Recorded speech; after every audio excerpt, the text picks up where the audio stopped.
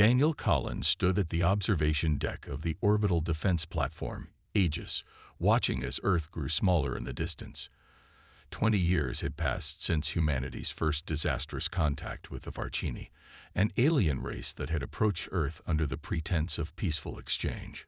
The attack that followed devastated major cities across 3 continents, killing millions before humanity's scattered military forces could mount an effective response.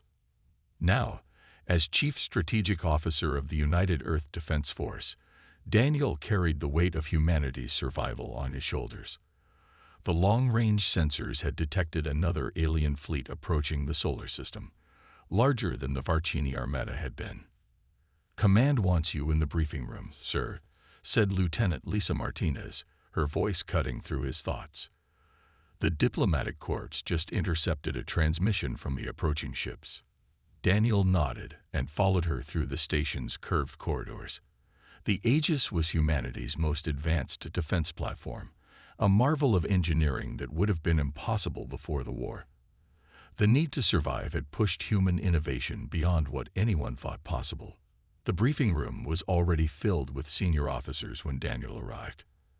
Admiral Frank Wilson, the Supreme Commander of Earth's Defense Forces, stood at the head of the table. His face was grim. "We have confirmed that the approaching vessels are not human in origin," Wilson said as Daniel took his seat. "Their propulsion signatures don't match anything in our database, including the Varchini." "How long until they reach Earth?" Daniel asked. "At their current speed, 7 days," replied Commander Helen Richards, head of tactical analysis. She projected a holographic map of the solar system, showing the incoming fleet's trajectory. "They're following a direct route, not trying to hide their approach." Daniel studied the projection. "That's either arrogance or a peace offering." "Or a trap," said General Paul Harris, his voice hard with suspicion. The scars on his face were souvenirs from the Varchini bombardment of Chicago. "We can't afford to assume good intentions." The room fell silent as Communications Director Grace Bennett entered, holding a data tablet. "We've decoded their transmission," she announced. "It's being broadcast on multiple frequencies in what appears to be several different languages. One of them is English." She connected her tablet to the room's display system, and a message appeared above the table. "People of Earth, we are the Caldraxian Collective, travelers among the stars. We come in peace, seeking cultural exchange and mutual understanding. Please respond with protocols for formal diplomatic contact." "That sounds familiar," General Harris muttered darkly. Almost word for word what the Varchini said. Daniel felt a chill run down his spine. The similarities were too close to be coincidence. "Have we detected any weapons on their ships?" he asked. Commander Richards frowned. "Hard to tell at this distance.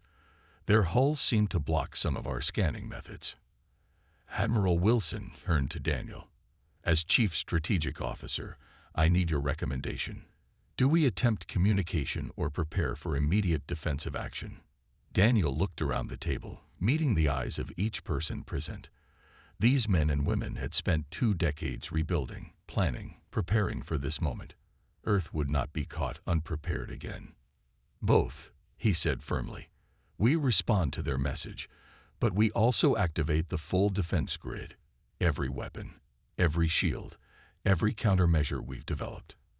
And we send them a very clear warning about what happened last time someone approached Earth with words of peace." Admiral Wilson nodded in agreement. "And if they really do come in peace?" Daniel's expression remained resolute.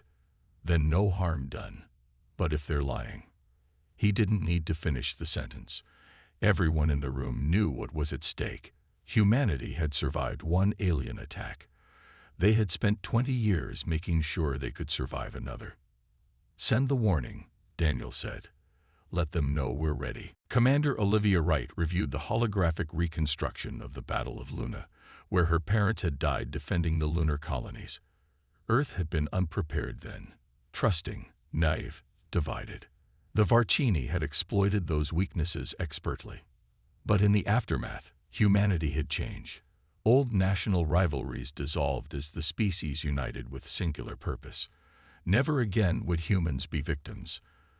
The scientific renaissance that followed produced technologies that would have seemed like fantasy 2 decades earlier. "The United Council is assembling," said her executive officer, Jack Freeman. "Admiral Richardson wants your assessment of the alien fleet's capabilities." Olivia nodded, studying the approaching formation. "Tell him I'll be there in 5 minutes. And Jack, bring the Harbinger Protocol documents." As Jack left, Olivia continued to study the battle simulation. The lunar base had fallen in just 3 hours. Her parents, both scientists working on early warning systems, had died trying to send data back to Earth. That data had ultimately helped humanity understand Varchini weapons technology, saving millions of lives in the battles that followed. Olivia touched the small silver locket at her neck, the only memento she had of her family. Inside was a microchip containing her parents' final message. She had watched it hundreds of times over the years. The door slid open, and Security Director Ben Foster entered. His expression was tense. "You've seen the alien transmission?" he asked without preamble. "Yes, same peaceful claims as last time." Ben nodded grimly. The language analysis team found something interesting. The message uses certain speech patterns that match Varchini communication structures. It could be coincidence, or we're dealing with allies of the Varchini, using their playbook, Olivia finished. She stood up and walked to the window overlooking the massive defense platform. Hundreds of workers moved about, preparing weapons systems and shield generators. Humanity had spent 20 years building this network of orbital defenses, the largest engineering project in human history. "What's the status of the fleet?" she asked. "Fully mobilized. Strike groups are in position near Mars, Venus, and Earth orbit. The stealth platforms in the asteroid belt are active but running silent." Olivia smiled slightly. Those stealth platforms were her design, virtually undetectable weapon systems hidden among the natural debris of the asteroid belt. If the aliens proved hostile, they would be caught in a deadly crossfire. And the planetary shield. "Ready for full activation. We can have the shield covering major population centers within 15 minutes of the command." Olivia gathered her tactical reports and headed for the door. "Let's not show all our cards at once. Keep the stealth platforms dark until my command." As they walked toward the United Council chamber, they passed through a memorial hall. The walls displayed the names of those lost in the first attack, millions of souls who never had a chance to fight back. Olivia always paused here, drawing strength from the reminder of what was at stake. The United Council chamber buzzed with tense conversation when they arrived. Representatives from former nations, now united as administrative regions, gathered around the central display, showing the approaching alien fleet. Admiral Richardson spotted Olivia and waved her over. "Commander Wright, your assessment." "Their formation suggests a coordinated fleet with central command," she explained, pointing to the holographic display. "The larger vessels in the center are likely command ships. Based on their propulsion signatures, they're more advanced than the Varchini were." "Can we defeat them?" asked one of the council members, her voice tense. Olivia met the woman's eyes with steady confidence. "We can. And we will, if necessary." She activated her tactical display, showing Earth's defensive capabilities. "We are not the same world they expect to find. We're ready." The United Council chamber fell silent as Director Sandra Williams took the podium. Representatives from every former nation on Earth watched as she activated the central display. "The approaching fleet has identified themselves as the Caldraxian Collective," she announced. "They claim to be on a mission of cultural exchange." "Sound familiar?" Murmurs spread through the chamber. Everyone remembered the Varchini's identical words. "We've prepared a response," Sandra continued. "A clear message that will leave no room for misunderstanding." The screens displayed the message that would be broadcast to the approaching aliens in all known interstellar communication formats. "Caldraxian Collective. We are humanity of Earth. We are aware of your approach and your stated intentions. 20 years ago, another species approached us with similar claims. They attacked without provocation, killing millions. We survived. We evolved. We unified. We advanced. This is not a greeting. This is a warning. Our orbital defense grid is tracking your approach. Our quantum detection systems can identify weapon signatures at distances you cannot yet comprehend. Our fleets are mobilized. Should you harbor hostile intent, be advised that Earth is no longer the vulnerable world it once was. We are prepared to engage in peaceful exchange, but only under conditions that guarantee our security. Approach no closer than the orbit of Mars. Send a single unarmed vessel to the coordinates we will provide. Any deviation will be considered an act of aggression and will be met with immediate, decisive response. Humanity awaits your choice. We are ready either way. The chamber remained quiet as the council members absorbed the message. Finally, the representative from the African Union stood up. Is this wise? Such a direct warning might provoke them if their intentions are actually peaceful. Daniel Collins stepped forward to address the concern. If their intentions are peaceful, they'll understand our caution given our history. If they're hostile, we're showing them we're not easy prey. Sandra nodded in agreement. We cannot afford to be naive again. The message is firm but offers a path to peaceful contact. The European region representative raised his hand. What if they ignore our warning and continue their approach? Commander Wright answered this time, her voice steady and confident. Then we will know their true intentions, and we will act accordingly. The vote was quick and unanimous. The message would be sent immediately. In the communications center, technicians prepared the broadcast. The message would be sent in radio waves, light pulses, and quantum signals, covering all possible methods the aliens might use to receive communications. Transmission ready, the lead technician reported. Sandra took a deep breath. This moment would likely determine humanity's future. Send it. The message streaked across space toward the approaching fleet. Now all they could do was wait for a response. Daniel stood at the observation deck again, watching the stars. Lisa Martinez joined him, offering a cup of coffee. Do you think they'll listen? She asked quietly. Daniel took the coffee, grateful for its warmth. I don't know, but either way we've done what we can to prepare. The alert system chimed, startling them both. All senior staff to the command center immediately. Came Admiral Richardson's voice over the intercom. When they arrived, the mood in the command center was tense. The main screen showed the alien fleet had changed formation. They received our message 12 minutes ago, Admiral Richardson explained. They immediately altered course. Toward Mars. Daniel asked, feeling a surge of adrenaline. No, the Admiral replied, his expression showing confusion. They've slowed their approach and spread out their formation. They're no longer in attack position. Sandra Williams studied the display. So they're considering our terms. Or planning something else, Daniel cautioned. Keep all defense systems at full readiness. The waiting had begun, a tense standoff between humanity and its second alien encounter. Alan Peterson, lead Sinolinguist of the Diplomatic Corps, studied the Caldraxian response with growing concern. The aliens had halted their fleet at the specified distance, just beyond Mars orbit, but their message contained troubling undertones. They're accusing us of paranoia and barbarism, he explained to the assembled military command. They're claiming that the regrettable incident with the Varchini was due to a cultural misunderstanding, suggesting they've had contact with the Varchini. General Chris Howard frowned. Or they are the Varchini, testing our defenses under a new name. Possible, said Alan. Their language patterns share certain structural elements. What's most concerning is this passage. Your species' rapid technological advancement has been noted with interest by the Galactic Council. That sounds like a threat wrapped in diplomatic language. Daniel Collins joined them at the holographic display. Then we proceed with caution. The single-ship diplomatic meeting is scheduled for tomorrow. Let's make sure our representatives are prepared for any scenario.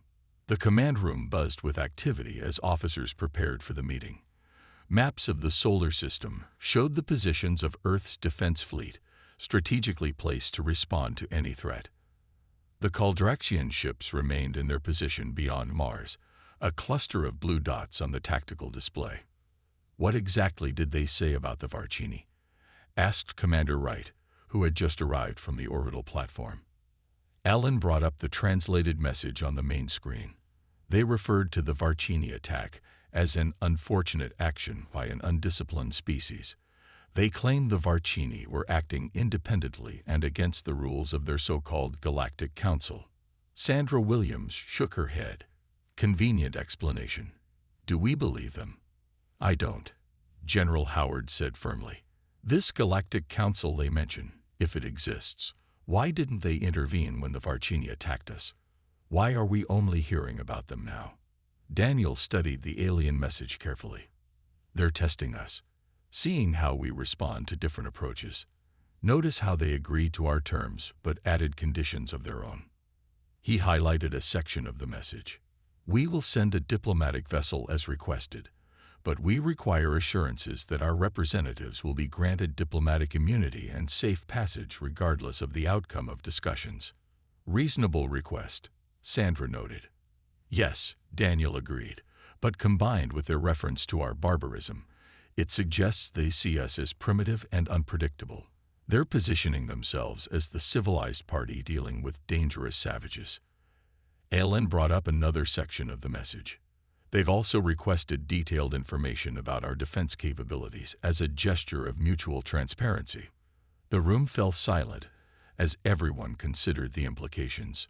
We're not sharing that information, Admiral Richardson said firmly, breaking the silence. They can observe what we choose to show them, nothing more. Daniel nodded in agreement.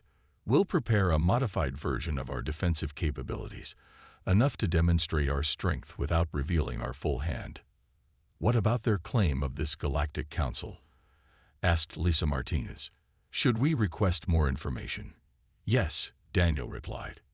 In fact, that should be our primary focus during the diplomatic meeting. We need to understand the larger political landscape we're dealing with.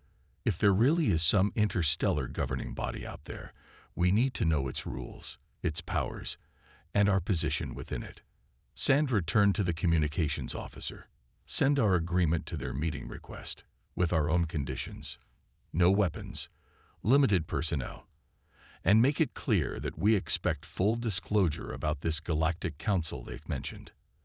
As the command staff dispersed to their duties, Daniel lingered at the tactical display. The Caldraxian ships remained motionless beyond Mars, waiting. Tomorrow, they would meet face to face with these aliens, and humanity would take its next step into a much larger universe.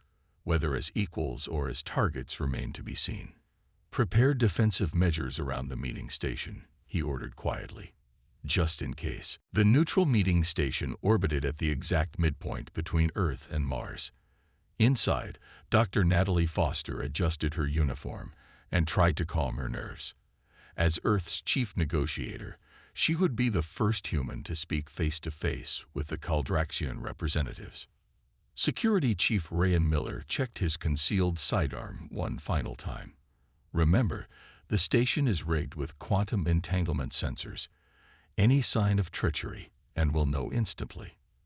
The airlock cycled open, revealing 3 tall, insectoid beings with iridescent exoskeletons. They moved with unsettling precision into the chamber. Greetings, representatives of Earth, the central figure spoke, its mandibles clicking. I am First Emissary Tulloch of the Caldraxian Collective. We come seeking understanding and alliance. Natalie stepped forward. We welcome the opportunity for peaceful exchange. First Emissary. But first, I must ask directly, what is your relationship with the Varchini? The alien's compound eyes gleamed. The Varchini are known to us as opportunists. Their attack on your world was not authorized by the Galactic Council. And yet, said Natalie, you used almost identical language in your approach. A standard diplomatic protocol, the alien replied smoothly. One that apparently the Varchini corrupted. Then you'll understand our caution, Natalie replied, activating the holographic display behind her. It showed Earth's defense fleet orbital weapons platforms, and planetary shield grid. This is only a fraction of humanity's current capabilities. We've prepared for 20 years. The alien studied the display, its antennae twitching. Most impressive, but perhaps unnecessary. We bring opportunities for trade, technological exchange. And we're open to all of that, Natalie interrupted, but only under the protocols we've outlined. No Kuldraxian vessels beyond Mars without prior approval and escort. Limited exchange of personnel. All technology transfers to occur on the neutral station. Such restrictions are unusual. The alien's voice had taken on a harder edge. They are non-negotiable, Natalie replied. You may accept them, or you may leave our system. The choice is yours. Ryan watched the aliens carefully, noting how they communicated with subtle movements of their antennae. His hand remained close to his weapon. The smallest of the three aliens stepped forward. You speak from fear, human. The Varchini incident has clouded your judgment. In the Galactic Council, such restrictions would be seen as hostile. We are not part of your council, Natalie responded calmly. We are an independent species protecting our home. If the council wishes to establish formal relations with humanity, they must respect our boundaries. The lead alien, Teluk, made a strange clicking sound that the translators couldn't process. The other two aliens stepped back slightly. Tell us more about this council, Natalie continued. How many species are members? What are its governing principles? Does it have military forces? The Galactic Council includes 27 spacefaring civilizations. Tilk explained. It governs trade routes, resolves disputes between member species, and regulates technological development. Regulates technological development. Ryan asked sharply, what does that mean exactly? The alien's compound eyes shifted toward him. Some technologies are deemed too dangerous to be freely developed. The Council monitors emerging civilizations to ensure stable integration into the galactic community. So you've been watching us, Natalie concluded. Since the Varchini attack. Yes, admitted Tuluk. Your recovery and advancement were unexpected. Most species require centuries to achieve what you have in mere decades. Necessity is a powerful motivator, Natalie said. Now will you accept our terms for continued dialogue? The three aliens conferred among themselves, speaking in rapid clicks and whistles.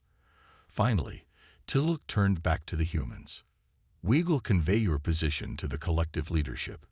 But understand this, the Council has protocols for dealing with potentially dangerous species. Your demonstration of military capability may be interpreted problematically. Is that a threat? Ryan asked, his hand now resting openly on his weapon. Merely an observation, Tilk replied. We will return to our vessel now. Expect our response within your day. As the aliens departed, Natalie and Ryan exchanged concerned glances. They're not happy, Ryan said quietly. No, Natalie agreed.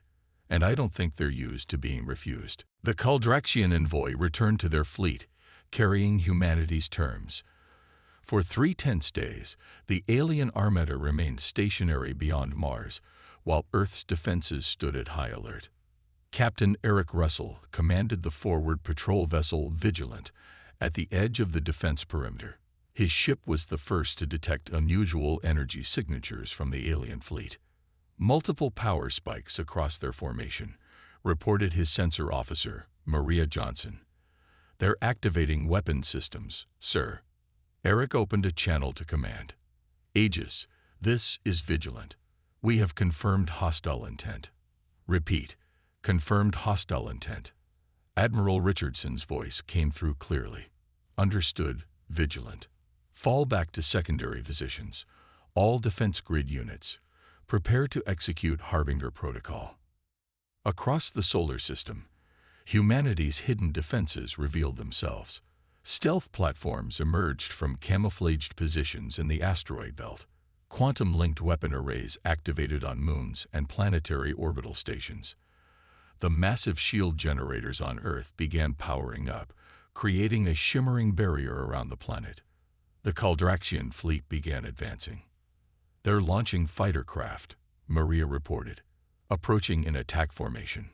Eric watched the tactical display, his expression grim but determined. So they made their choice. Engage countermeasures.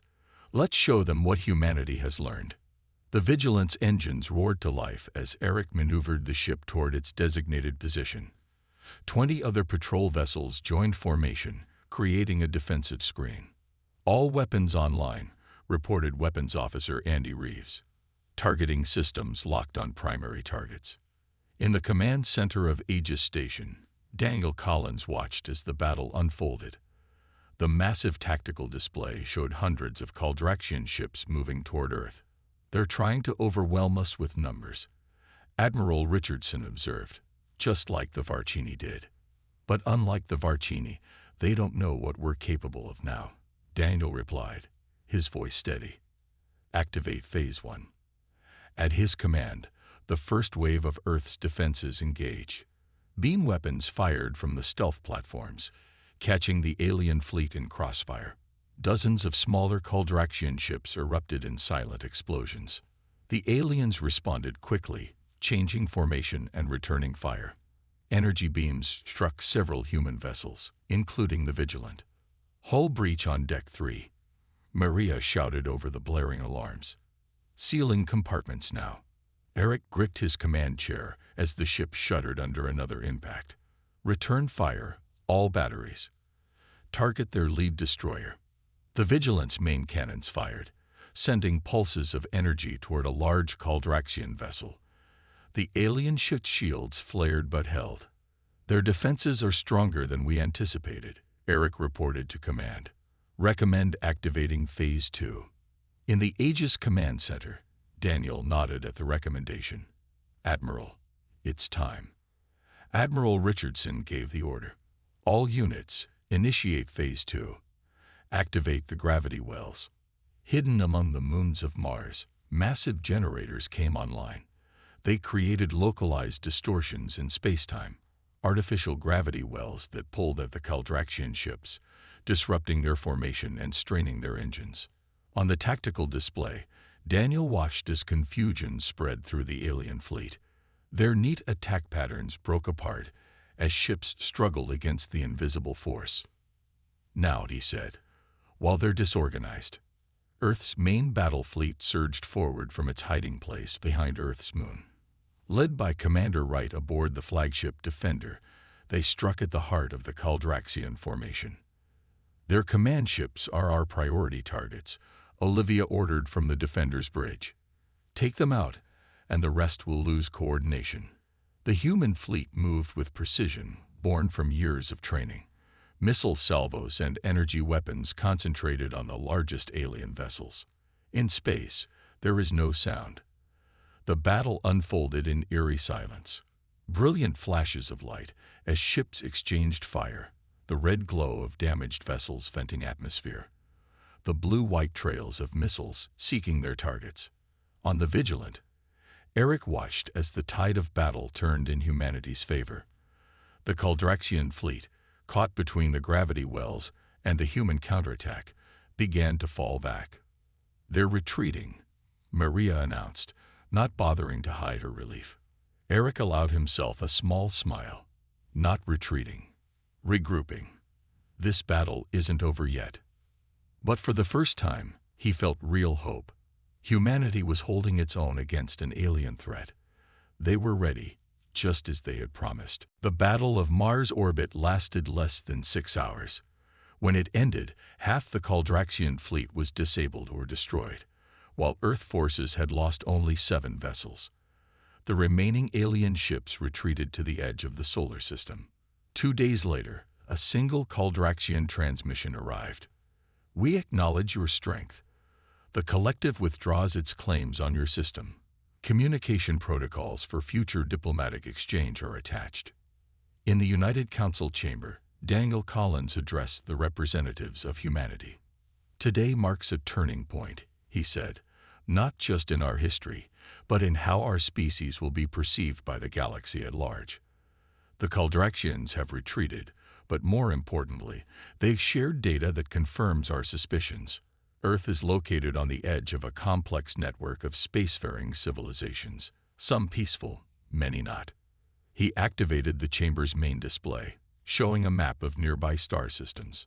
The Caldraxians have also confirmed that the Varchini attack 20 years ago was, in fact, an authorized test, one of many they conduct on emerging species. Those who submit become client races. Those who fight but fail become slave worlds. Those who prevail earn recognition. Murmurs spread through the chamber. "We have prevailed," Daniel continued. "But this is just the beginning. The message we've sent today will spread across interstellar communications networks. Humanity is not a species to be tested, invaded, or subjugated. We're ready for whatever comes next. We will engage peacefully with those who approach in genuine friendship, but any who come with conquest in mind will find us waiting." He looked around the chamber, at the united faces of humanity's leaders. "Let the galaxy know, Earth stands ready." After the meeting, Daniel walked with Admiral Richardson through the memorial garden built to honor those lost in the first alien attack. Trees from every continent grew here, surrounding a simple stone monument. "Do you think they'll come back?" the Admiral asked. "The Caldraxians? Possibly, but not as enemies," Daniel replied. Their message included extensive data about the Galactic Council. "It seems we've passed their test. They're offering us a place at their table. Can we trust them?" Daniel stopped beside the monument, running his fingers over the engraved names. "Not entirely. But now they know we can defend ourselves. That changes everything." The Admiral nodded. "We should send a diplomatic mission to their homeworld. Learn more about this council. Already in the works. Dr. Foster has volunteered to lead it. In orbit above them, the Earth's defense fleet remained vigilant. The battle damage was being repaired, lessons were being learned, and new technologies were being developed based on what they had seen of Caldraxian capabilities. On the Vigilant, now docked at Aegis Station for repairs, Captain Eric Russell stood at the observation deck. The repairs would take weeks, but his crew had survived. 7 other ships had not been so fortunate. Their names were already being added to the memorial wall on the station. Maria Johnson joined him, her arm in a sling from injuries sustained during the battle. "The memorial service for the fallen is tomorrow," she said quietly. Eric nodded. "We'll all be there." They stood in silence, watching Earth turn slowly below them. The blue planet seemed peaceful from this distance, showing no signs of the transformation it had undergone in the past 20 years. "What happens now?" Maria asked. "Now we rebuild, strengthen our defenses, and prepare for the next encounter," Eric replied. "But we also need to learn more about these other civilizations. We can't stay isolated forever." "Do you think there are friendly aliens out there? Ones who don't want to conquer us?" Eric smiled slightly. "I hope so. But either way, we're ready for them." In the dark of space beyond Pluto, the remaining Caldraxian ships prepared for their long journey home. They carried with them records of human courage, ingenuity, and determination, and a warning for any who might consider Earth an easy target. Humanity had sent its message to the stars. "We are here. We are strong. We are waiting."